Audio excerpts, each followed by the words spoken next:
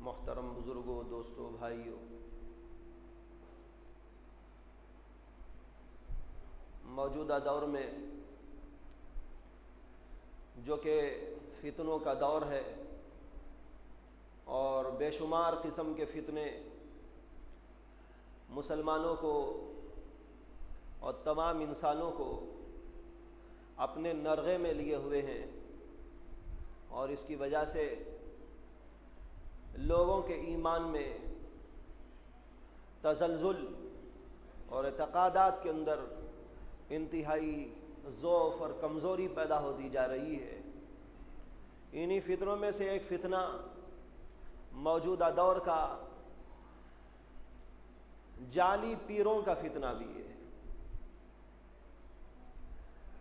لیکن لوگ حقیقت سے ناواقفی اور جہالت کی وجہ سے اور دین سے اور دین کی تعلیم سے اور قرآن مجید سے اور احادیث رسول صلی اللہ علیہ وسلم سے دوری کی وجہ سے ان حقائق کو سمجھ نہیں پاتے۔ جو آدمی قرآن اور حدیث کا علم نہیں رکھتا وہ آدمی بہت جلد بھٹک جاتا ہے، اور جو آدمی قرآن اور حدیث کا علم رکھتا ہے اور جتنا زیادہ گہرا علم رکھتا ہے اسی قدر وہ گمراہی سے دور ہوتا ہے۔ اسی لیے حضرت محمد الرسول اللہ صلی اللہ علیہ وسلم نے ارشاد فرمایا، ترکت فیکم امرین لن تضلوا ما تمسکتم بہما، میں تمہیں دو چیزیں چھوڑ کے جا رہا ہوں، اور جب تک تم ان دو چیزوں کو تھامے رہو گے کبھی گمراہی میں نہیں جا سکتے۔ ایک اللہ کی کتاب ہے اور دوسرے اللہ کے رسول کی سنت اور اس کی حدیث پاک ہے۔ لیکن چونکہ آج مسلمانوں کا ایک بیشتر طبقہ، بہت بڑا طبقہ ایسا ہے جو دینی علم سے بالکل جاہل اور کورا ہے، اور اس قدر دور ہے کہ اسے معمولی اور موٹی موٹی باتیں بھی معلوم نہیں۔ اس وجہ سے جب کوئی آدمی ان کو دھوکہ دینا چاہتا ہے تو بڑی آسانی سے دھوکہ دے دیتا ہے۔ کوئی مکاری، کوئی چال بازی اور کوئی عیاری اور کوئی شعبدے بازی جب کسی کی طرف سے لوگوں کے سامنے ظاہر ہوتی ہے تو لوگ اس کو سمجھتے ہیں کہ کرامتوں کا صدور ہو رہا ہے۔ یہ کرامت نہیں ہے، یہ خباثت ہے، یہ کرامت نہیں ہے، یہ شرارت ہے۔ لیکن چونکہ علم شرع ان کے پاس نہیں ہے اس لیے بہت جلد دھوکہ کھا جاتے ہیں، سمجھتے ہیں کہ یہ ایک عجیب و غریب کرتب دراصل کوئی کرامت ہے، اس لیے اس کے معتقد ہو گئے، اور یہ نہیں سمجھا اور نہیں جانا کہ اللہ اور اللہ کے رسول صلی اللہ علیہ وسلم کیا فرماتے ہیں۔ دنیا میں آج سے نہیں بلکہ بہت طویل زمانے سے دھوکے بازی کا بازار چل رہا ہے۔ دنیا میں دو بازار اسی وقت سے رائج ہیں جب سے کہ اللہ نے دنیا کے اندر سیدنا آدم علیہ السلام کو جنم دیا۔ یہ ایک بازار ہدایت کا بازار اور دوسرا بازار ضلالت اور گمراہی کا بازار ہے۔ جو ہدایت کا بازار ہے وہاں پر کام کرنے والے اور وہاں کے تاجر اور وہاں کے دکاندار وہ دراصل حضرات انبیاء کرام علیہم السلام ہوتے ہیں۔ ان کی دکان پر آپ جائیں گے تو ہدایت ملے گی، ان کی دکان پر آپ جائیں گے تو آپ کو حق ملے گا، ان کی دکان پر آپ جائیں گے تو آپ کو صداقتیں ملے گی، اور وہاں حقائق آپ کے سامنے واضح ہوں گے، اور آپ کے سامنے کھری کھری باتیں آئیں گی، حق اور باطل کے درمیان میں فرق اور تمیز کے لیے نسخے جات ملیں گے۔ لیکن جو آدمی ضلالت و گمراہی کے بازار میں جائے گا وہاں شیطانوں کو دیکھے گا اور شیطان کے ایجنٹ ملیں گے۔ یہ شیطان کے ایجنٹ اور خود یہ شیطان دراصل لوگوں کو گمراہی میں پھنسانے کے لیے ضلالت کی باتیں ان کو بیچتا ہے، کبھی ان کا ایمان خرید کر دیتا ہے، کبھی ان کے اندر سے حق کا جذبہ لے کر ان کو اس باطل کی تعلیم دیتا ہے،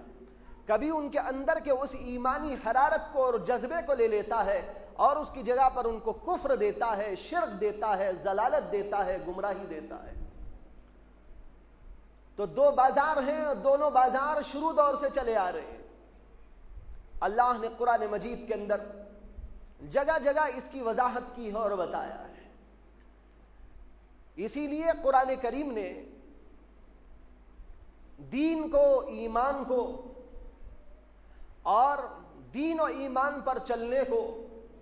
ایک تجارت سے تعبیر فرمایا ہے، اور تجارت ظاہر بات ہے بازار کی چیز ہوتی ہے۔ معلوم ہوا کہ ایک بازار وہ بازار بھی ہے جہاں ہدایت بکتی ہے اور جہاں ایمان ملتا ہے، جہاں اسلام آپ کو دستیاب ہوتا ہے، جہاں پر اللہ کے لیے مرنے کا جذبہ آپ کو فراہم ہوتا ہے۔ یہ وہ بازار ہے جو ہدایت کا بازار کہلاتا ہے، اور جہاں انبیاء اکرام علیہم السلام یہ چیزیں آپ کو فروخت کرتے ہیں اور دیتے ہیں۔ قرآن کریم نے فرمایا، کیا ایمان والو، هل ندلکم علی تجارت تنجیکم من عذاب علیم، کیا ہم آپ کو ایسی تجارت نہ بتائیں کہ جو تجارت تم کو دردناک عذاب سے نجات دینے والی ہے۔ یہ دردناک عذاب سے نجات دینے والی تجارت، فرمایا یہ ہے تؤمنون باللہ والیوم الآخر، اللہ پر ایمان لے آنا اور آخرت پر یقین رکھنا، اور اسی کے ساتھ اپنے جانوں اور مالوں کو اللہ کے راستے میں لگانا اور جہاد کرنا۔ یہ چیز ہے جس کو اللہ تعالیٰ نے تجارت سے تعبیر کیا ہے۔ تو ایک تو یہ تجارت ہے جس کے اندر آپ کو ایمان ملے، ایمان کی حرارت ملے، ایمان کی حلاوت ملے، ایمان کا جذبہ نصیب ہو، اللہ سے تعلق قائم ہو، اللہ کے رسولوں سے محبت اور عظمت قائم ہو۔ ایک بازار تو یہ بازار ہے، اور اس کے بالکل خلاف دوسرا بازار بھی ہے جہاں پر نقلی چیزیں دستیاب ہوتی ہیں، لیبل اس کے اوپر لگا ہوا ہوگا ہدایت کا، لیکن وہ دراصل ضلالت ہوتی ہے۔ لیبل لگا ہوا ہوتا ہے ایمان کا، لیکن وہ خالص کفر ہوتا ہے۔ اس کے اوپر لیبل ہوتا ہے توحید کا، لیکن اندر سراسر شرک بھرا ہوا ہوتا ہے۔ کیا آپ دنیا میں نہیں جانتے کہ ملمہ سازی کا بازار بھی چلتا ہے؟ اور کیا آپ کو یہ خبر نہیں ہے کہ دنیا میں وہ لوگ بھی پائے جاتے ہیں جو لوگ کہ اصلی چیزوں کو نہیں نقلی چیزوں کو بیچتے ہیں، لیکن ان کا لیبل ایسا ہوتا ہے اور اس کے اوپر جو چیزیں ملمہ سازی اور ملمہ کاری کے ساتھ میں کی جاتی ہیں وہ ایسی جو ہے خوشنما اور دل فریب ہوتی ہیں کہ آدمی کا جی خامخواہ ہی موہ لیتی ہے۔ لیکن جب آپ اس کو استعمال کرتے ہیں تو آپ کو پتہ چلتا ہے کہ اس میں حقیقت کچھ نہیں ہے، اور اس کے اندر سچائی کچھ نہیں ہے، اور اس کے اندر اصلیت کچھ نہیں ہے۔ اس کے اندر جو مال ہے وہ نقلی مال ہے، بلکہ بہت بڑا دھوکہ دیا گیا ہے۔ آپ اس وقت سمجھتے ہیں کہ بھائی یہ بازار غلط بازار ہے، یہ آدمی غلط آدمی ہے، یہ دکاندار غلط دکاندار ہے، میں بھول کر یہاں پر چلا آیا تھا یا ناواقفی سے چلا آیا تھا۔ بالکل اسی طریقے پر سمجھنا چاہیے کہ دین کے معاملے میں بھی ایک بازار وہ ہے جہاں پر صحیح چیز آپ کو مل جاتی ہے، اور دوسرا بازار وہ ہے جہاں پر غلط چیز آپ کو دی جاتی ہے، لیکن لیبل اس کے اوپر وہ لگایا جاتا ہے جس کو آپ سمجھتے ہیں کہ یہ حق ہے۔ یہ کام شیطانوں کا ہوتا ہے، شیطان کے ایجنٹوں کا ہوتا ہے۔ اسی لیے شیطان کا نام یہ ہے کہ وہ تلبیس کرنے والا ہے۔ ملبس اور تلبیس کے معنی یہ ہوتے ہیں کہ کسی برے کام کو اچھے لباس میں پیش کرنا۔ قرآن کریم نے ایک جگہ پر فرمایا ہے زُيِّنَ لِلنَّاسِ حُبُّ الشَّهَوَاتِ مِنَ النِّسَاءِ وَالْبَنِينَ وَالْقَنَاطِيرِ، اللہ تعالیٰ نے فرمایا زُيِّنَ لِلنَّاسِ حُبُّ الشَّهَوَاتِ، لوگوں کے لیے شہوتوں کی محبت کو مزین کر دیا گیا ہے۔ انسان خواہشات کا پتلا ہے، خواہشات کا عاشق ہے، خواہشات کا پیروکار ہے، جب اس کے سامنے اس کی خواہش کی کوئی چیز آتی ہے اور ملمہ کاری کے ساتھ میں آتی ہے، مزین ہو کر اس کے سامنے آتی ہے، اس کی طرف ہاتھ بڑھا دیتا ہے، لیکن اس کے اندر جو زہر موجود ہے اس کی طرف اس کی نگاہ نہیں جاتی، اور یہ مزین کرنے والا دراصل شیطان ہوتا ہے۔ حدیث میں آتا ہے کہ محمد عربی صلی اللہ علیہ وسلم معراج کے لیے جب تشریف لے گئے اور براق پر سوار ہو کر مکہ مکرمہ سے آپ کی روانگی ہوئی اور بیت المقدس کی طرف جا رہے تھے، یا بیت المقدس سے آسمانوں سے جانے کے بعد جب مکے کی طرف واپسی ہو رہی تھی، اس وقت کا واقعہ ہے کہ نبی اکرم صلی اللہ علیہ وسلم چلے جا رہے ہیں اور آپ کے قریب ایک عورت پوری طرح بن کر سور کر اور پوری طرح ٹھن کر آئی ہوئی، اس کے اوپر کپڑے ہیں، زیب و زینت کی اشیاء ہیں، سارے زیورات سے وہ ملبوس ہے، اپنے آپ کو مختلف قسم کی چیزوں سے آراستہ پیراستہ کر رکھا ہے، نبی اکرم صلی اللہ علیہ وسلم کے سامنے آتی ہے اور اللہ کے نبی علیہ السلام اپنا چہرہ موڑ لیتے ہیں، دوسری طرف سے آتی ہے، اللہ کے نبی پھر بھی چہرہ موڑ لیتے ہیں، اور تیسری طرف سے آتی ہے، اللہ کے نبی صلی اللہ علیہ وسلم اپنا چہرہ موڑ لیتے ہیں۔ جبریل امین علیہ السلام ساتھ موجود تھے، انہوں نے عرض کیا کہ یا محمد صلی اللہ علیہ وسلم، کیا آپ کو خبر بھی ہے کہ یہ جو عورت آپ کے پاس آئی تھی اور آپ نے اس کی طرف دیکھا نہیں تھا، یہ کون عورت تھی؟ کیا آپ اس کو پہچانتے ہیں؟ اللہ کے نبی نے فرمایا کہ میں تو نہیں پہچانتا۔ جبریل امین علیہ السلام نے فرمایا کہ اے اللہ کے نبی صلی اللہ علیہ وسلم، یہ دراصل دنیا ہے جو انتہائی بڑھاپے کے عالم کو پہنچ چکی ہے اور اس کے اوپر منہ پر جھریاں آئی ہیں، لیکن اس کے باوجود اس نے اپنے آپ کو مزین کر رکھا ہے، بہترین کپڑوں میں آراستہ پیراستہ کیا ہے، زیورات سے اپنے آپ کو مزین کر رکھا ہے، لوگوں کو یوں آ کر دھوکہ دیتی ہے، لیکن جب آدمی اس کے اندر مبتلا ہو جاتا ہے تب اسے پتہ چلتا ہے کہ میں کس قدر بری جگہ پر آ کر پھنس گیا ہوں۔ جبریل امین علیہ السلام نے فرمایا کہ اللہ کے نبی صلی اللہ علیہ وسلم، آپ نے بڑا اچھا کیا کہ آپ نے اس کی طرف نگاہ اٹھا کر بھی نہیں دیکھا، اگر آپ اس کی طرف دیکھ لیتے تو آپ کی پوری امت اسی میں مبتلا ہو کر ہلاک و تباہ ہو جاتی، لیکن اللہ کا کرم ہوا آپ پر کہ آپ نے دیکھا نہیں۔ اس کی وجہ سے یہ ہوگا کہ آپ کی امت میں سے بہت سارے افراد ایسے ہوں گے جو دنیا کو لات مارنے والے ہوں گے، وہ مزین ہو کر آئے گی، آراستہ پیراستہ ہو کر آئے گی، دھوکہ دینے کے لیے ہزار تدبیریں کریں گی، لیکن اس کے باوجود وہ اللہ کے بندے اس کو پہچان لیں گے، لیکن یہ اللہ کے بندے جو پہچانیں گے وہ کون ہوں گے؟ وہ ہوں گے جو محمد الرسول اللہ صلی اللہ علیہ وسلم کی پیروی کرنے والے ہیں، جنہوں نے اللہ کے نبی کے احادیث کو پڑھا ہوگا، مزاج کو دیکھا ہوگا، مزاج شناسی اللہ کے نبی صلی اللہ علیہ وسلم کی ان کو حاصل ہو گئی ہوگی، وہ لوگ سمجھیں گے کہ اس کی اصلیت کیا ہے اور اس کے اندر نقلیت کہاں تک ہے۔ تو یہ عرض کرنا چاہتا ہوں، دنیا میں ہمیشہ ایسا ہوا ہے اور ہمیشہ دنیا میں ایسا ہوتا رہے گا، ایک بازار نقلی بازار ہوگا، ایک بازار اصلی بازار ہوگا، اصلی بازار میں اصلی چیزیں ملا کریں گی اور اس کے اندر کوئی ملمہ کاری نہ ہوگی، اس کے اوپر سے لے کر اندر تک اور اندر سے لے کر باہر تک اور اوپر سے لے کر نیچے تک اور دائیں سے لے کر بائیں تک، ہر طرف سے آپ اس کو اٹھا کر پرکھ کر دیکھ لے، ایک ہی قسم کی چیز ہوگی اور اس کے اندر کوئی بھی نقلی چیز کی کوئی ملاوٹ اس کے اندر نہیں ہوگی۔ لیکن ایک بازار وہ بھی ہوگا جہاں پر نقلی مال ہوگا، جہاں پر دھوکے کا مال ہوگا، لیکن اس کے اوپر لیبل ہوگا، لیکن اس کے اوپر دیکھنے میں ملمہ کاری ایسے ہوگی کہ انسان اس سے متاثر ہو جائے گا اور اس کا جی اس طرف کو چلنا شروع ہو جائے گا۔ یہ شیطانی بازار ہے اور وہ انبیاء والا بازار ہے، دونوں بازار دنیا میں ہیں اور ہمیشہ سے ہیں، ہمیشہ رہیں گے، لیکن اللہ نے ہم کو عقل دی، اللہ نے ہم کو لیاقت دی، اللہ نے ہم کو تمیز عطا فرمائی. دنیا کے معاملات میں جیسے تم پرکھتے ہو، دنیا کے معاملات میں جیسے اپنی عقل کو کام لاتے ہو اور یہ سمجھنے کی کوشش کرتے ہو کہ حق کیا ہے، باطل کیا ہے، اچھا کیا ہے اور برا کیا ہے، اصلی کون ہے اور نقلی کون ہے، اسی طریقے پر دین کے معاملے میں تم کو اپنی عقل کو استعمال میں لانا ہوگا. اور جب لاؤ گے اور دیکھو گے اور پرکھو گے اور جانو گے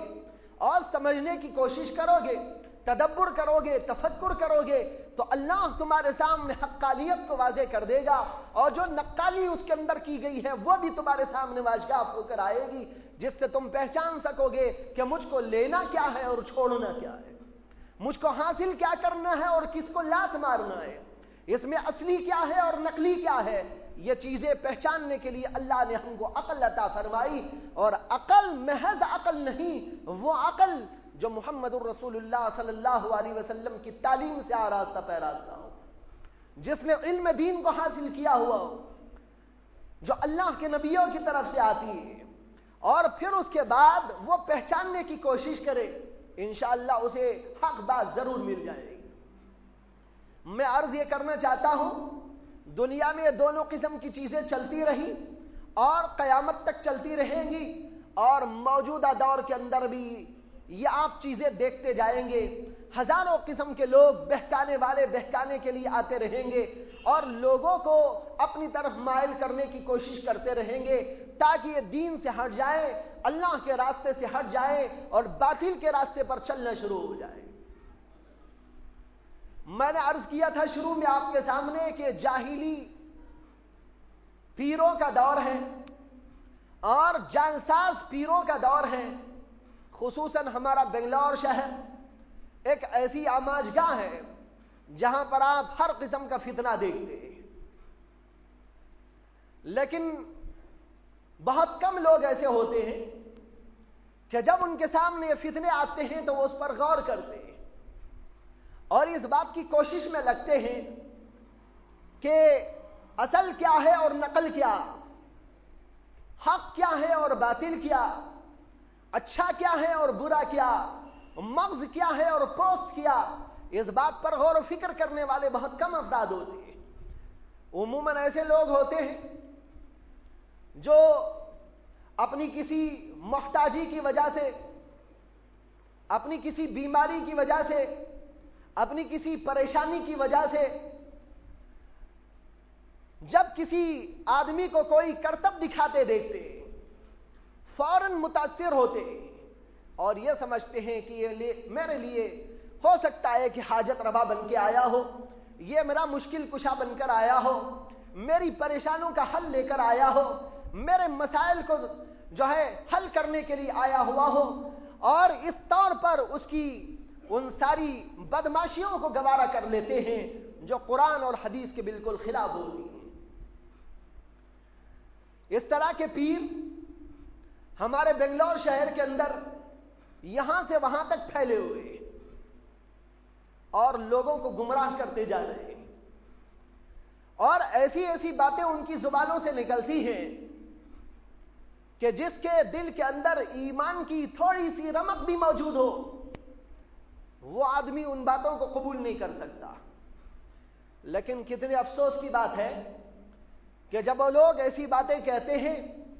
تو بہت سارے لوگ ان باتوں کو سنتے بھی ہیں، ان باتوں پر کان دھرتے بھی ہیں اور پھر اس کے بعد اس کو قبول بھی کرتے ہیں اور ان کے مرید بھی ہوتے ہیں، اور پھر یہ سلسلہ آگے بڑھنے کو بھی تیار ہو جاتا ہے. جن کے پاس نہ قرآن، جن کے پاس نہ حدیث، جن کے پاس نہ سنت کا نام و نشان، جن کے پاس نہ شریعت کی کوئی بات، بلکہ ساری باتیں اللہ اور اللہ کے رسول کے خلاف ہوتی ہیں، لیکن اس کے باوجود ان کے پاس جانے والے لوگ، ان کو ماننے والے لوگ ہیں، ان کی پوجا کرنے والے لوگ ہیں اور ان کی ہاں میں ہاں ملانے والے لوگ ہیں، اور ان کو دوسری جگہ پر متعارف کرانے والے تک موجود ہیں. معلوم ہوتا ہے کہ ہمارے ایمانوں کے اندر انتہائی کمزوری پیدا ہو گئی. گزشتہ دو چار جمعہ سے جو مضمون میرا چلا تھا، اور میں نے عرض کیا تھا کہ یہ مضمون گزشتہ جمعہ میں ختم کر رہا ہوں، لیکن اس میں جو بات آپ کے سامنے آئی تھی اس میں ایک بات بہت اہم تھی، وہ یہ تھی کہ اللہ کے علاوہ نہ کوئی حاجت روا نہ کوئی مشکل کشا، تمام ہی معاملات میں اللہ سے رجوع کرنے کی ضرورت ہے۔ اور یہ مسئلہ دراصل چلا تھا نماز استسقاء کے بیان پر۔ حالات بڑے سنگین ہو گئے تھے، لوگ انتہائی پریشانی میں مبتلا تھے۔ اس کے بعد علماء کی طرف سے اعلانات کیے گئے اور نماز استسقاء سنت کے مطابق پڑھی گئی۔ لوگوں نے اپنی آنکھوں سے منظر کو دیکھا، اللہ نے اس حالت کو پلٹا اور دوسری حالت میں اس کو تبدیل فرما دیا۔ ٹھنڈک پیدا ہو گئی، کچھ بارشیں ہونے لگی، سکون کی فضا قائم ہو گئی۔ اللہ نے کھلے طور پر ہم کو بتایا، میں تمہاری دعاؤں کے سننے کے لیے آج بھی موجود ہوں۔ جب تم اپنے گناہوں سے باز آؤ، جب تم اللہ کی طرف رجوع کرو، جب تم اللہ کی طرف حاجت مانگنے کے لیے دست تمہارا دراز کرو،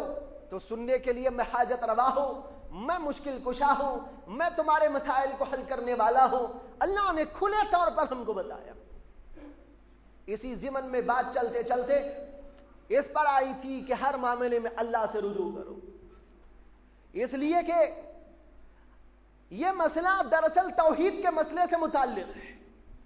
جیسے کہ گزشتہ جمعہ میں نے واضح کیا تھا، جس آدمی کی توحید پکی ہوگی، جو آدمی اللہ کو ایک ماننے والا ہوگا، وہ کبھی کسی کے سامنے ہاتھ نہیں پسارے گا۔ اور جو آدمی کے ایمان کے اعتبار سے گھاٹے میں ہے اور کھوٹے میں، جس کا ایمان کمزور، جس کے ایمان کے اندر کھوٹ پیدا ہو گیا، سمجھو کہ وہی دوسرے کے سامنے ہاتھ پسارنے کے لیے تیار ہوتا ہے۔ یہ مضمون تھا جو اس سے پہلے میں نے کیا، اور میں نے گزشتہ جمعہ اس مضمون کو ختم بھی کر دیا۔ لیکن اس جمعہ جس مضمون کو میں عرض کرنے جا رہا ہوں، حقیقت میں آپ غور کریں تو وہ بھی اسی سے متعلق ہے۔ ایمان کی کمزوری ہزاروں برائیوں کے لیے جڑ ہے، ہزاروں برائیوں کے پیدا ہونے کے لیے اساس ہے، ہزاروں قسم کے خرافات اور ہزاروں قسم کے رسومات اور ہزاروں قسم کی بدماشیوں کے لیے ایک راہ فراہم کرتی ہے۔ اسی لیے اسلام کے اندر سب سے پہلے توحید کا مضمون بیان کیا گیا اور توحید کو مضبوط کرنے کی کوشش فرمائی گئی۔ جس آدمی کی توحید مضبوط ہو اور توحید کے اندر یہ داخل ہے کہ اللہ کو یہ مانو کہ اللہ کی ذات کے جیسی کسی کی ذات نہیں، اللہ کی صفات کے جیسی کسی کی صفات نہیں۔ اب یہاں تو یہ ہو رہا ہے کہ گھر گھر اللہ کی صفات بانٹی جا رہی ہے، پیروں کو، فقیروں کو، بلکہ بدماشوں کو، فاسقوں کو، فاجروں کو، خبیثوں کو، شیطانوں کو، مردودوں کو، اللہ کے دشمنوں کو۔ کتنی بے حیائی کی بات، کس قدر بے ایمانی کی بات، اللہ کو غضب میں لانے کی بات، اللہ تعالیٰ کے عرش کو ہلا دینے والی بات کہ ہم توحید پرست ہونے کے باوجود یہ کہے اللہ کی یہ صفات ان پیروں کو بھی حاصل، ان فقیروں کو بھی حاصل، ان بدماشوں کو بھی حاصل، اللہ کے نافرمانوں کو بھی حاصل، ان بدماشوں کے پاس یہ چیزیں موجود ہیں۔ اللہ تعالیٰ کا عرش کانپ اٹھتا ہے، اللہ تبارک و تعالیٰ کو غضب آتا ہے جب اللہ کی کسی صفت کو مخلوق کی طرف منسوب کیا جاتا ہے۔ محمد عربی صلی اللہ علیہ وسلم سے بڑی کون سی ذات ہو سکتی ہے؟ حضرات انبیاء کے سردار، تمام کے تمام رسولوں کے سردار، ان سے بڑی کوئی ذات دنیا میں نہیں۔ تمام مخلوق میں سب سے زیادہ کوئی مبارک، مقدس، محترم اور ذی فضائل ہستی ہو سکتی ہے تو محمد الرسول اللہ صلی اللہ علیہ وسلم کی ذات ہے۔ تمام کے تمام انبیاء آپ کے بعد، تمام کے تمام انبیاء کا رتبہ آپ کے بعد، تمام کے تقدس آپ کے تقدس کے بعد، لیکن اس کے باوجود محمد عربی صلی اللہ علیہ وسلم نے اپنی عبدیت کا مظاہرہ کرتے ہوئے بتا دیا کہ میں اللہ کا ایک ادنا غلام ہوں، میں اللہ کا بندہ ہوں، میں جو چاہے نہیں کر سکتا۔ حضرت فاطمہ کو خطاب کیا اور حضرت زینب سے خطاب کیا اور فرمایا کہ دیکھو تم کبھی اس خوش فہمی میں نہ رہنا کہ محمد کی بیٹی ہو، محمد کے خاندان سے تمہارا تعلق ہے اور میں تمہیں اللہ کے پاس بخشوا سکوں گا۔ نہیں نہیں، بلکہ یوں ہوگا کہ تمہارے اعمال کو جانچا جائے گا اور تمہارے ایمان کو دیکھا جائے گا اور اس کے مطابق تمہارے فیصلے کیے جائیں گے۔ اس کہیں خوش فہمی میں نہ رہنا کہ محمد کی بیٹی ہو اور تمہاری بخشش ہو جائے گی۔ لیکن آج یہ بخشش کا پروانہ یہ جھوٹے پیر پیش کرتے ہیں۔ جھوٹے پیر اس کو لوگوں سے کہتے ہیں کہ ہمارے پاس آؤ، ہم پروانے دیں گے۔ ایک ایسے ہی جھوٹے پیر کا قصہ لکھا ہے۔ پاکستان میں ایک پیر تھا اور اس کو ڈبہ پیر کہتے تھے۔ اور یہ بھی ایک لطیفے کی بات ہے، یہ جتنے جھوٹے پیر، مکار پیر ہوتے ہیں، ان کے نام بھی کچھ عجیب و غریبی ہوتے ہیں۔ کسی کا نام ہے چنچل شاہ، کسی کا نام ہے سوتے شاہ، کسی کا نام ہے چپ شاہ، کسی کا نام ہے ننگے شاہ، اور کوئی ہے ڈبہ پیر اور کوئی لنگوٹی پیر، نہ معلوم کیا کیا لقب اور کیا کیا نام ہے۔ ان کا نام خود بتا رہا ہے کہ یہ جھوٹے اور مکار ہیں، فریبی ہیں، لیکن اس کے باوجود ان کو ماننے والے بھی ہیں۔ ننگا پیر آیا تھا سلگٹے میں ایک دفعہ اور اس کے سامنے بھی ہاتھ جوڑنے والے ہیں۔ ننگا ہے لیکن اس کے سامنے ہاتھ جوڑنے والے ہیں۔ پھر ہمارے میں اور ہندوؤں میں فرق کیا ہو گیا؟ مشرکین میں اور مسلمانوں میں فرق کیا ہو گیا؟ مسلمان وہی حرکت کرے جو کافر کرتے ہیں، اور ہندوؤں کے ہاں جس چیز کو فروغ حاصل ہے وہی چیز مسلمانوں کے درمیان بھی اگر ہو تو پھر ان مسلمانوں میں اور ہندوؤں میں فرق کیا ہو گیا؟ اللہ کے نبی صلی اللہ علیہ وسلم دنیا میں تشریف لائے تاکہ ساری ان خرافات کو اور بدماشیوں کو مٹا دے۔ زمانے جاہلیت کے لوگ ایسے ہی خرافات میں مبتلا تھے۔ آپ کو معلوم ہوگا کہ کعبۃ اللہ کے بالکل قریب جو دو چھوٹی چھوٹی پہاڑیاں ہیں جس کو صفا اور مروہ کی پہاڑیاں کہتے ہیں، ان کے اوپر زمانے جاہلیت میں دو بت رکھے ہوئے تھے۔ ایک کے اوپر ایک بت رکھا ہوا تھا، اس کا نام تھا اصاف، اور دوسرے کے اوپر ایک بت رکھا ہوا تھا، اس کا نام تھا نائلہ۔ یہ دراصل نائلہ اور اصاف دو انسان تھے، بدماش تھے، اور کعبے کے اندر آ کر انہوں نے زنا کاری کا ارتکاب کیا زمانے جاہلیت کے دور میں۔ کعبۃ اللہ مقدس سرزمین ہے جہاں پر کوئی انسان گناہ کا تصور بھی نہیں کرتا، جہاں پر گھسنے کے بعد ایک روحانی فضا ہوتی ہے، ایمانی ایک چاشنی حاصل ہوتی ہے، اس ایمانی حرارت اور ایمانی چاشنی کے ساتھ وہ اللہ کی طرف متوجہ ہوتا ہے۔ اللہ کا گھر اس کے سامنے ہے، اس کی برکات اس کے سامنے ہے، اس کی زینت اس کے سامنے ہے، اس کا تقدس اس کے سامنے ہے، اور اس چیز میں وہ جب اپنے آپ کو لگا بیٹھتا ہے تو دنیا کی ساری چیزوں کو بھول جاتا ہے۔ جب اللہ کے کعبے پر نظر پڑتی ہے دنیا کو بھول جاتا ہے، اور دنیا کی کوئی چیز اس کو یاد نہیں آتی۔ وہ بڑی مقدس جگہ، وہ عظیم الشان جگہ، وہ ایسی محترم جگہ، اس سے محترم کوئی چیز آج دنیا میں نہیں ہے سوائے اللہ کے کلام کے۔ ہاں، اللہ کا کلام اس سے بھی زیادہ اونچا مرتبہ رکھتا ہے، اس لیے کہ اللہ کا کلام جس کو ہم قرآن مجید کہتے ہیں یہ اللہ کی مخلوق نہیں، اللہ کی ذات سے نکلی ہوئی اس کی ایک صفت کا نام ہے۔ اور کعبۃ اللہ بہرحال اللہ کی مخلوق ہے۔ اللہ کی صفت کے مقابلے میں اللہ کی مخلوق کا درجہ کم ہوتا ہے، اس لیے میں نے کہا قرآن سب سے عظیم الشان چیز۔ اس کے بعد اگر کوئی چیز دنیا میں مقدس، محترم اور سب سے زیادہ قابل تقدس ہے وہ اللہ کا عظیم الشان گھر ہے، جہاں پر جانے کے بعد انسان دنیا کو بھول جاتا ہے اور رونے میں، پلانے میں، اللہ سے تعلق کے پیدا کرنے میں، اللہ کی طرف التفات میں، توجہ میں، اللہ کی طرف انابت میں اور خشوع اور خضوع میں رہتا ہے۔ اس کو دنیا کی کیا خبر؟ لیکن کتنا بڑا بدماش ہوگا، اللہ کے کتنا بڑا نافرمان ہوگا، اللہ تبارک و تعالیٰ سے کتنا بڑا مذاق کرنے والا ہوگا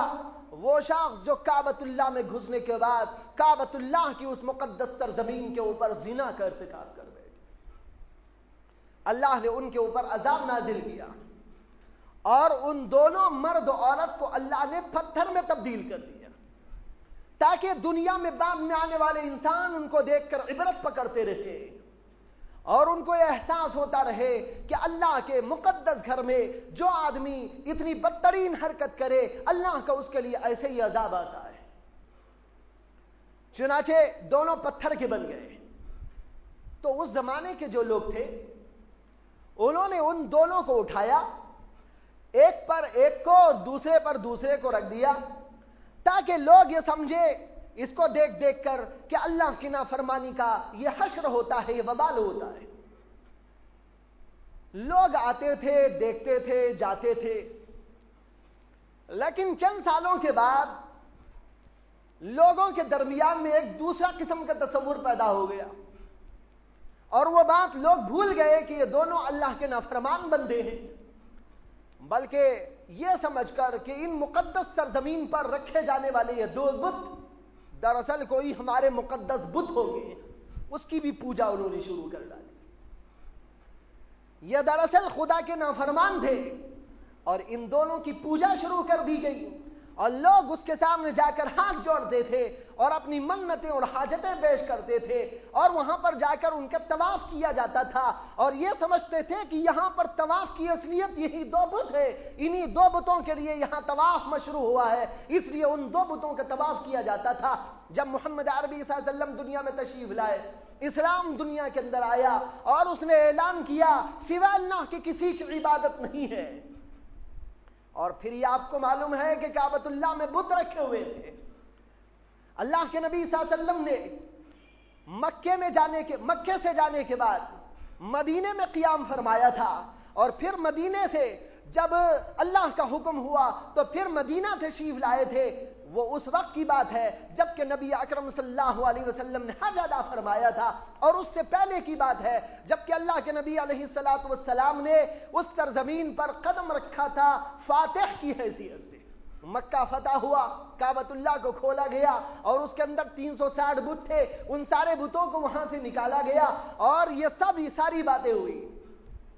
عرض یہ کرنا ہے کہ جس وقت اللہ نے حج فرض کیا اور مسلمان حج کے لیے جانے لگے تو مسلمانوں کے دل میں کھٹک پیدا ہو گئی کہ یہ جہاں بت رکھے ہوئے تھے وہاں زمانے جاہلیت کے لوگ جایا کرتے تھے اور اس کا طواف کیا کرتے تھے، اس لیے مسلمانوں کو وہاں پر جانا تو اچھا نہیں۔ مسلمان اس جگہ جانا کیسے پسند کرے جہاں پر شرک ہوتا ہو، جہاں کفر ہوتا ہو، جہاں خدا سے بغاوت ہوتی ہو، جہاں خدا سے سرکشی کی جاتی ہو، اللہ کی نافرمانیاں کی جاتی ہو۔ کسی مسلمان کا دل وہاں جانا گوارا نہیں کرتا۔ مسلمانوں کے دل کے اندر ایک بے چینی پیدا ہو گئی۔ جب بے چینی پیدا ہوئی تو اللہ نے قرآن میں یہ آیت نازل کی اور فرمایا کہ ان الصفا والمروۃ من شعائر اللہ فمن حج البیت او اعتمر فلا جناح علیہ ان یطوف بہما۔ صفا اور مروہ کی یہ پہاڑیاں ان بتوں کے واسطے مقدس نہیں ہوئی ہیں، بلکہ یہ اللہ کے شاعر میں سے ایک شعار ہے۔ اس لیے اے مسلمانوں، تم میں سے جو آدمی بھی وہاں پر جائے حج کرنے کے لیے یا طواف یا عمرہ کرنے کے لیے تو اس کو چاہیے کہ وہاں بھی جائے، اس میں کوئی گناہ نہیں۔ وہ گناہ والا قصہ تو ختم ہو گیا، تمہاری نیتیں پاک ہو گئی، تم اللہ والے ہو چکے، تمہارے دل کے اندر توحید آ گئی، تمہارے دل کے اندر وحدانیت کا جذبہ پیدا ہو گیا۔ اب تم وہاں پر جا رہے ہو تو ان بتوں کی پوجا کے لیے نہیں جا رہے ہو بلکہ اللہ کی عبادت اور اللہ کی اطاعت کے لیے جا رہے ہو، اس لیے جانے میں کوئی حرج اور گناہ نہیں ہے۔ یہ بات تھی جس کی وجہ سے یہ آیت نازل ہوئی۔ میں عرض یہ کرنا چاہتا ہوں بھائیوں، زمانے جاہلیت کے لوگ جیسی خرافات کے اندر مبتلا ہو گئے، اسی طرح آج مسلمانوں کے اندر بھی اس طرح کی خرافات پیدا ہو گئی۔ سڑے ہوئے گلے ہوئے لوگوں کی پوجا ہو گئی، ان پیروں کو نہ معلوم کیا سے کیا سمجھا جا رہا ہے۔ اور یہ آپ غور کریں تو اندازہ ہوگا جتنے ایسے بدماش پیر کہیں بھی دنیا میں وجود اپنا رکھتے ہو وہ علم شرع سے بالکل ناواقف ہوتے ہیں۔ ان میں کوئی پڑھا لکھا آپ کو نہیں ملے گا، کوئی مدرسے کا پڑھا ہوا نہیں ملے گا، کوئی ڈگری یافتہ آپ کو نہیں ملے گا، بلکہ انتہائی جاہل ہوں گے علم دین سے۔ ہاں دنیاوی ڈگریاں رکھتے ہوں گے، مجھے اس سے انکار نہیں، اور دنیاوی ڈگری انسان کی عقل کو درست نہیں کرتی، یہ دنیاوی تعلیم انسان کے ایمان کو درست نہیں کرتی، یہ دنیا کی مختلف قسم کی ڈگریاں انسان کے اندر ایمانی حلاوت نہیں پیدا کرتی، یہ تو دنیا کی ڈگری ہے۔ بلکہ کبھی تو ایسا ہوتا ہے کہ یہی ڈگریاں والے یہی ساری خرافاتی چیزوں کو لے کر بیٹھ جاتے ہیں۔ چنانچہ ہم نے سنا ہے اور بعضوں کو دیکھا بھی ہے، ڈگری یافتہ ہیں اور مختلف عہدوں پر فائز رہے ہیں، کوئی بینک کا ملازم رہا ہے اور اس کا کوئی سپروائزر رہا ہے، اب وہ پیر بنا بیٹھا ہوا ہے، پوری زندگی سود کھاتا رہا، سود کھلاتا رہا، دوسروں کو مبتلا کرتا رہا، خود بھی اس کے اندر مبتلا ہوتا رہا، اور جب وہاں سے چھٹی مل گئی تو پیر صاحب بن گئے، اب ان کے سجدے کیے جا رہے ہیں، اب ان کی منتیں بھی مانی جائیں گی،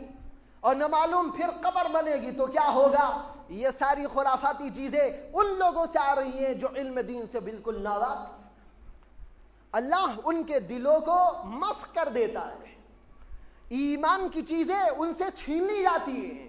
وہ حق و باطل کی تمیز کو کھو بیٹھتے ہیں، ان کے اندر اس بات کی تمیز اور اس بات کی لیاقت ہی نہیں ہوتی کہ وہ حق اور باطل کے درمیان میں تمیز کریں، بلکہ وہ تو شیطان کے ایجنٹ ہوتے ہیں۔ اس وجہ سے وہ لوگوں کے سامنے ایسی باتیں کہتے ہیں جس کی وجہ سے لوگ گمراہی کی طرف تو جائیں، اللہ کی طرف نہ جائیں۔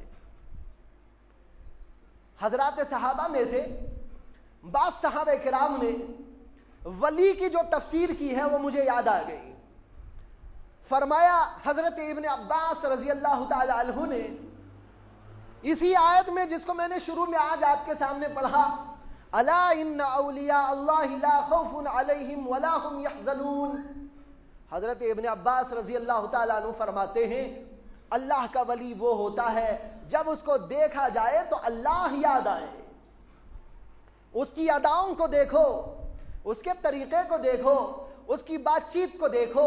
اس کے انداز تکلم کو دیکھو، اس کے چلنے اور پھرنے کو دیکھو، اس کے اندر کے وقار کو دیکھو، اس کے اندر کے خشوع و خضوع کو دیکھو، اس کے نماز پڑھنے کے انداز کو دیکھو، ان چیزوں کے دیکھنے سے اللہ یاد آئے، وہ دراصل اللہ کا ولی ہوتا ہے۔ جن کو دیکھ کر شیطان یاد آئے،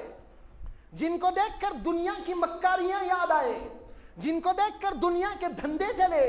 جن کے ہاں قوالی ہوتی ہو، جن کے ہاں عرس کیا جاتا ہو، جن کے ہاں اللہ کے خلاف باتیں کی جاتی ہو، جن کے ہاں شریعت کو توڑا جاتا ہو، مرد و عورتوں کا اختلاط ہو، اس لیے لوگ وہاں پر جمع ہو جاتے ہو کہ ان کو عیاشی کا موقع مل جاتا ہو۔ آپ بتائیے وہ اللہ والے کہاں ہوئے، وہ تو شیطان والے ہوئے۔ قرآن میں اللہ نے اولیاء الشیطان کا لفظ بھی استعمال کیا ہے، الا ان اولیاء الشیطان، جان رکھو شیطان کے جو اولیاء ہوتے ہیں شیاطین ان کے اوپر وحی نازل کرتے ہیں، اور یہ لوگ کہتے ہیں ہم کو الہام ہوتا ہے، اور یہ لوگ کہتے ہیں کہ ہمارے پاس اللہ کی باتیں آتی ہیں، یہ اللہ کی باتیں نہیں ہوتی، یہ دراصل شیطان ان کے اوپر وحی کرتا ہے، شیطان ان کے دل و دماغ کے اندر باتیں ڈالتا ہے، اور یہ لوگ انہی شیطانی کرتوتوں اور باتوں کو لوگوں کے سامنے بیان کرتے ہیں۔ آپ کو شاید یہ بھی معلوم ہو، میں آپ کو معلوم نہیں کرانا چاہتا تھا، اور میں قصداً اس بات سے کئی مہینوں سے صرف نظر کرتا آیا ہوں کہ خامخواہ کسی چیز کی تشہیر نہ کی جائے، لیکن جب ضرورت پڑتی ہے تو کہنا پڑتا ہے، آپ کے علم میں ہو کہ نہ ہو، لیکن یہ بات آپ کے علم میں آ جائے کہ ہمارے اسی بنگلور شہر کے اندر ایک عورت نبوت کی دعوے دار بھی پیدا ہو گئی۔ استغفر اللہ۔ مکاریاں جب چلتی ہیں، چال بازیاں جب چلتی ہیں، پیروں کی یہ جال سازیاں جب چلتی ہیں، ان کی یہ خرافاتی چیزیں جب چلتی ہیں، یہ ہر چیز کو فراہم کرتی ہے۔ اسی لیے میں نے کہا کہ بھائیو بزرگوں، ایمان کو مضبوط کرنے کی ضرورت ہے، اور ایمان کو مضبوط کرنے کا سب سے بہترین طریقہ یہ ہے کہ سب سے پہلے ہم شریعت سے واقف ہو، اللہ کے دین سے واقف ہو کہ اللہ کا دین ہم کو کیا سکھاتا اور بتاتا ہے۔ قرآن کریم نے اعلان کیا، ما كان محمد ابا احد من رجالكم ولكن رسول اللہ وخاتم النبیین۔ اللہ تعالیٰ فرماتے ہیں محمد الرسول اللہ صلی اللہ علیہ وسلم تم مردوں میں سے کسی کے باپ نہیں ہیں، اس لیے کہ جس وقت یہ آیت نازل ہوئی اس وقت محمد الرسول اللہ صلی اللہ علیہ وسلم کی کوئی نرینہ اولاد دنیا میں موجود نہیں تھی، یعنی مرد اولاد کوئی دنیا میں موجود نہیں تھی۔ جو بچے پیدا ہوئے اللہ نے ان کو دنیا سے اپنے پاس بلا لیا اور ان کا وصال مبارک ہو گیا۔ اللہ نے ان کو دنیا میں باقی نہیں رکھا۔ اس کے اندر بڑی حکمت، بڑی مصیت یہ تھی، اللہ تعالیٰ یہ بتانا چاہتے تھے محمد الرسول اللہ صلی اللہ علیہ وسلم کی اولاد دنیا میں زندہ رہے، اس کے بعد ان کے لیے یہ سلسلہ ہو سکتا ہے۔ اس لیے اللہ نے یہ کہہ دیا محمد الرسول اللہ کے بعد جب نبی نہیں تو ان کی کوئی نرینہ اولاد بھی باقی نہیں رکھی جائے۔ اسی اعلان کیا ما کان محمد ابا احد من رجالکم، مردوں میں سے محمد الرسول اللہ کسی کے باپ نہیں ہیں، ہاں لڑکیوں کے باپ تو ہیں، حضرت فاطمہ کے باپ تو ہیں، حضرت زینب کے باپ تو ہیں، حضرت ام کلثوم کے باپ تو ہیں، لیکن محمد الرسول اللہ اب مردوں میں سے کسی کے باپ نہیں رہے۔ آگے فرمایا وَلَٰكِن رسول اللہ، لیکن وہ اللہ کے رسول ہیں۔ اس میں کیا شک، اس کے اندر کیا شبہ،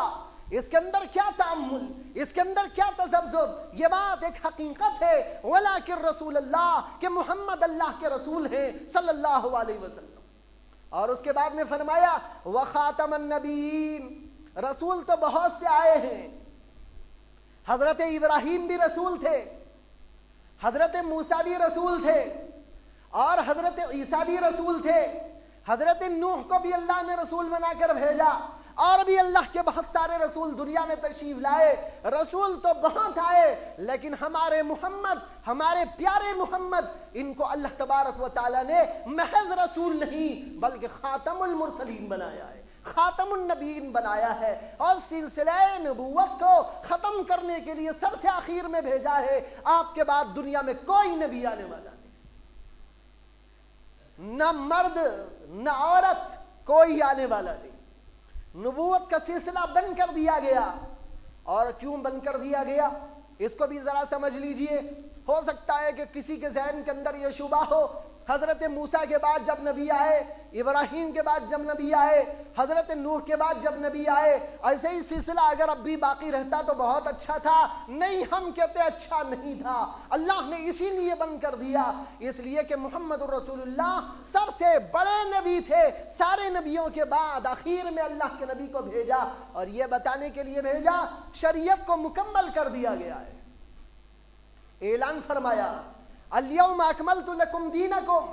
واتممت علیکم نعمتی ورضیت لکم الاسلام دینا۔ حضرت ابراہیم علیہ السلام کے دور میں شریعت مکمل نہیں ہوئی تھی، حضرت موسیٰ کے دور میں شریعت مکمل نہیں ہوئی تھی، حضرت عیسیٰ کے دور میں شریعت مکمل نہیں ہوئی تھی۔ جب محمد الرسول اللہ دنیا میں تشریف لائے شریعت کو مکمل کر دیا گیا، اب اس کے اندر کسی بھی چیز کے نہ اضافے کی گنجائش، نہ کسی چیز کے کم کرنے کی کوئی ضرورت، جتنی ضرورت قیامت تک کے تمام انسانوں کے لیے تھی، ہر طبقہ انسان کے لیے تھی، اللہ نے اس پوری ضرورت کو اس شریعت مطہرہ کے ذریعے سے پورا فرما دیا۔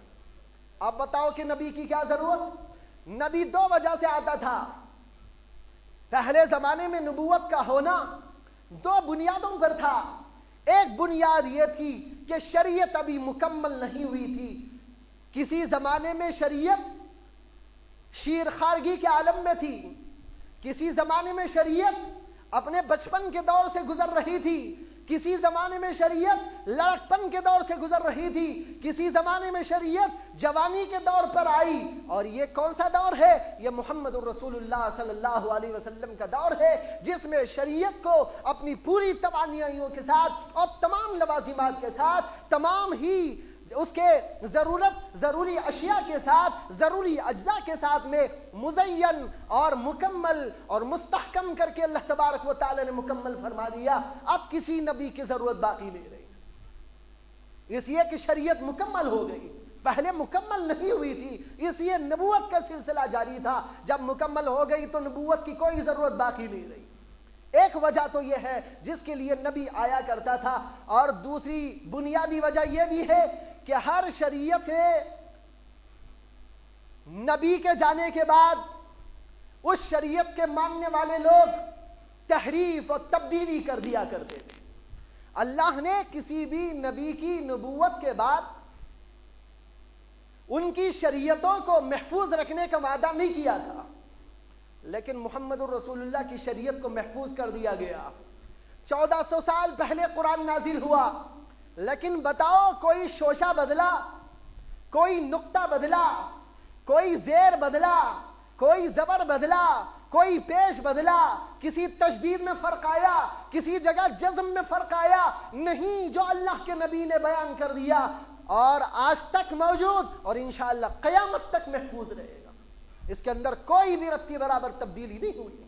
شریعت جو کی تو ہے، شریعت بالکل محفوظ ہے۔ ہاں، اس شریعت میں تبدیلی کرنے کے لیے یہ جعلی پیر بھی پیدا ہو جاتے ہیں اور بہت سارے غلط کار قسم کے لوگ بھی پیدا ہو جاتے ہیں اور جھوٹے مولوی بھی پیدا ہو جاتے ہیں، مکار قسم کے دغاباز قسم کے دنیا دار مولوی بھی آ جاتے ہیں، لیکن اللہ کے نبی نے فرما دیا لا یزال طائفۃ من امتی ظاہرین علی الحق الی یوم القیامہ۔ میری امت میں کا ایک بہترین طبقہ حضرات علماء کا، حضرات صلحاء کا، حضرات خدام دین کا، دین کے جذبے رکھنے والوں کا، وہ ہوگا جو حق کے اوپر قائم رہے گا اور ان مردود لوگوں کی تحریفوں کی ابطال کرتا رہے گا، ان کی تردید کرتا رہے گا۔ اور جہاں پر بھی اس طرح کی مکاریاں اور چال بازیاں پیدا ہوں گی، یہ حضرات علماء کرام کا طبقہ ننگی تلوار بن کے کھڑا ہو جائے گا اور جھوٹی نبوتوں کو قتل کر دے گا اور بدماشوں کو بھگا دے گا اور ان کی غداریوں اور ان کی خباثتوں ان سب کو آشکارا کر دے گا۔ یہ حضرات علماء کا طبقہ قیامت تک چلتا رہے گا۔ اس لیے اس میں شریعت کے اندر کوئی تبدیلی نہیں ہوگی۔ موسیٰ کی شریعت تبدیل ہو گئی، عیسیٰ کی شریعت تبدیل ہو گئی، حضرت ابراہیم کی شریعت تبدیل ہو گئی اور انبیاء کی شریعتیں تبدیل ہو گئی، لیکن محمد الرسول اللہ کی شریعت میں رتی برابر کوئی گنجائش نہیں کہ ادھر سے ادھر کر دے۔ اس لیے اب نبی کی کوئی ضرورت باقی نہیں ہے۔ محمد عربی صلی اللہ علیہ وسلم کا مقولہ ہے، آپ کی حدیث گرامی ہے، آپ نے اس کے اندر فرمایا حضرات انبیاء پہلے زمانے میں بنی اسرائیل میں آتے رہے اور ان کی سیاست وہی سنبھالا کرتے تھے۔ ان بنی اسرائیل کانت تسوسہم الانبیاء ولا نبی بعدی، لیکن میرے بعد کوئی نبی نہیں آئے گا، لیکن میرے بعد میرے خلفاء ہوں گے۔ یہ کون ہیں خلفاء؟ حضرت ابوبکر صدیق خلیفہ تھے، حضرت عمر ابن خطاب خلیفہ تھے، حضرت علی خلیفہ تھے، ان سے پہلے حضرت عثمان خلیفہ بنے۔ یہ حضرات خلفاء کا سلسلہ پھر اس کے بعد بھی، اور اللہ کے نبی کے خلفاء میں اللہ کے نبی علیہ السلام کی شریعت پر مضبوط سے چلنے والے حضرات علماء کرام بھی ہیں، وہ بھی اللہ کے نبی صلی اللہ علیہ وسلم کے جانشین ہیں۔ میں عرض کر رہا تھا کہ آپ کے بنگلور کے اندر ایک مدعی نبوت عورت بھی پیدا ہو گئی، استغفر اللہ، اور اس نے اپنا نیا کلمہ بھی بنایا۔ غالباً 4-5 مہینے پہلے کی بات ہے، ایک نوجوان میرے پاس آیا، غالباً اسی محلے کا، ہو سکتا ہے یہاں موجود ہو، اگر وہ یہاں موجود ہے تو میرا برا نہ مانے، میں محض اس لیے اس کا ذکر کر رہا ہوں، بغیر نام کے مجھے تو اس کا نام بھی معلوم نہیں، اس لیے ذکر کر رہا ہوں تاکہ ایک حقیقت کو لوگوں کو سمجھا سکوں۔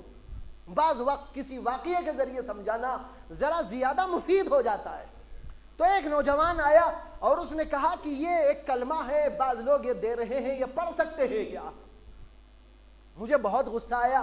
میں نے اس نوجوان سے کہا کہ بھائی تم تو ماشاءاللہ محمد الرسول اللہ کا کلمہ پڑھتے ہو کہ نہیں پڑھتے؟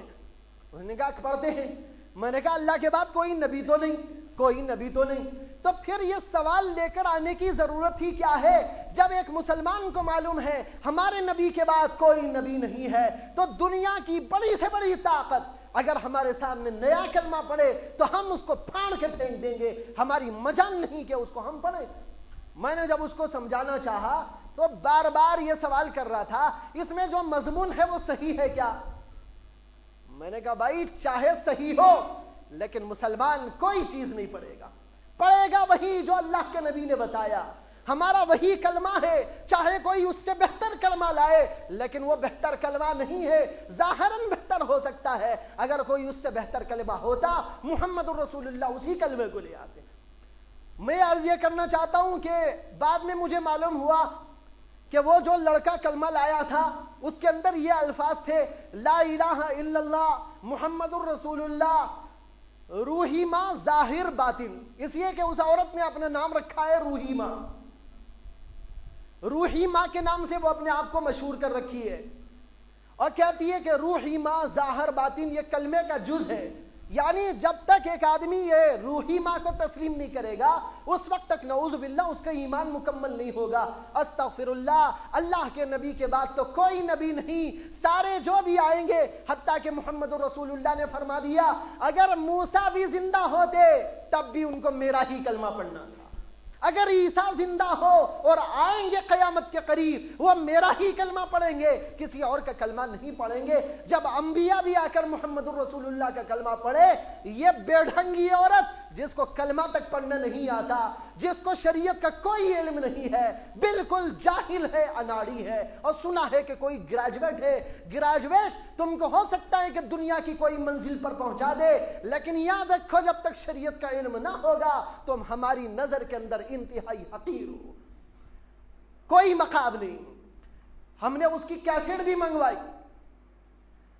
اور اس کو سنا تو اس کے اندر وہ لوگوں کو کلمہ پڑھا رہی ہے، کیسا پڑھاتی ہے؟ لا الہ الا اللہ محمد الرسول اللہ۔ جس عورت کو کلمہ تک پڑھنے نہ آتا ہو، ہمارے محمد کا نام تک صحیح نہ جانتی ہو، کیا وہ اللہ کی نبی ہو سکتی ہے؟ بھائیو بزرگوں، اس طرح کی بہت ساری خرافات، بہت ساری عجیب و غریب جاسازیاں، مکاریاں اور عیاریاں ہمارے بنگلور شہر کے اندر چل رہی ہیں۔ انشاءاللہ اس پر تفصیلی گفتگو آئندہ ہفتہ ہوگی، اور میں اس سلسلے میں کوشش یہ کروں گا کہ آپ کو یہ سمجھاؤں کہ حق کیا ہے اور باطل کیا، ہم کو کبھی موقع پڑے تو لینا کیا ہے اور چھوڑنا کیا۔ انشاءاللہ اس کی کوشش کی جائے گی۔ اللہ تعالیٰ مجھے بھی